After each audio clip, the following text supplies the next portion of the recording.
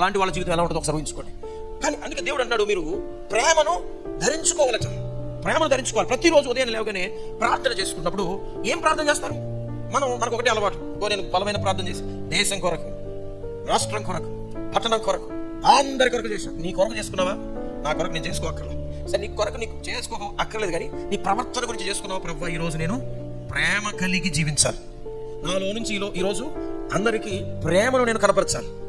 భార్య పట్ల చూపించే ప్రేమ భార్యకు, సహోదరుల పట్ల చూపించే ప్రేమ సహోదరులకు, పొరుగువానికి చూపించే ప్రేమ పొరుగువానికి. ఆ ప్రేమను నేను చూపించే జీవితాన్ని ఈరోజు నేను జీవించడానికి నాకు సహాయం చెయ్యి ప్రభువా. ఎంత మంచిగా ఉంది ప్రార్థన. మనం మన కోసం చేసుకోం, ఎప్పుడు కూడా అందరి కోసం చేస్తాం, కానీ మనం మాత్రం అసలు మారం. ఏం చేస్తాం? ఉదయం లేచిన ప్రార్థన, ఉదయం చేసే ప్రార్థన, ఆ రోజు మీరు ఎలా జీవించబోతున్నారో అనే దాని మీద దృష్టి పెట్టి ఈరోజు నేను ఇలా జీవించాలనుకుంటున్నాను. ఇలా నాలో నుంచి ఈరోజు ప్రేమ రావాలి, కోపం, పగ, అసూయ, కక్షలు రాకుండా నాకు సహాయం చేయి. ఏమండి, ప్రతి ఒక్కరు ప్రతిరోజు తప్పు చేస్తున్నాం, ప్రతిరోజు కోపపడుతున్నాం, ప్రతిరోజు అసూయ పడుతున్నాం, ప్రతిరోజు గొడవలు పెట్టుకున్నాం, ప్రతిరోజు కొడుతున్నాం, తిడుతున్నాం, అల్లరి చేస్తున్నాం, విచిత్రంగా ప్రవర్తిస్తున్నాం. ఏ రోజు కూడా మనం సక్రమంగా జీవించిన రోజు ఒక్కరు కూడా ఉండదు. కొంతమంది జీవితం బూతులు మాట్లాడకూడదు అనుకుంటాడు, కానీ ఆ రోజే ఎక్కువ మాట్లాడుతున్నాడు. ఎంతమంది బూతులు మాట్లాడే ఉన్నారు ఇక్కడ? ఉన్నారా? ఏమండి, బూతుల్లో ఎక్కాలు నేర్చుకున్నారు వీళ్ళు. బూతు మాట రానిది లేనే లేదు వాళ్ళకి. అట్లాగా బూతులు, నోటి నిండా బూతులే. ఇంట్లో భార్యాభర్తలు తిట్టుకునే తిట్లు. వీళ్ళరా అట్లా కాకుండా ప్రతి ఉదయం మనం ఏం చేయాలట? ప్రార్థనలో ప్రభు తిరిగి, ప్రభా ఈరోజు నా హృదయం నిండా నీ ప్రేమను నింపయ్యా.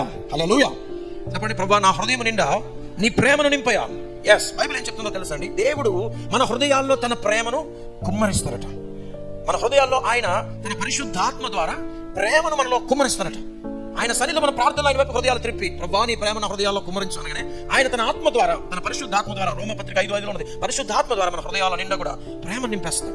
అందుకే ప్రార్థన మనం చేయాలి. ప్రతి ఉదయం అరగంట సేపు ప్రార్థన గడిపితే నీ హృదయంలో ఉన్న కసాయితనం పోద్ది, నీ హృదయంలో ఉన్న ఆ దుష్టత్వం అంతా పోద్ది. నేను మంచిగానే ఉండాలనుకుంటున్నా, కానీ ఎక్కడో చోట ఏదో ఒక సమస్య వస్తుంది. నా భార్యను ఒక్క మాట కూడా అనుకుండా ఉండాలనుకున్నా, కానీ ఏదో ఒక సందర్భంలో అనే పరిస్థితి వస్తుంది, అనేస్తాను. నా భర్తను ఒక్క మాట కూడా అనకుండా ఉండాలి అనుకుంటున్నా, కానీ ఉండలేకపోతున్నా, ఏదో ఒక సమస్య వస్తుంది. అన్నవాళ్ళు ఎవరు ఉన్నారా? చేతులు ఎత్తకండి. ఉంటే మీరు చేయవలసింది ఏంటట?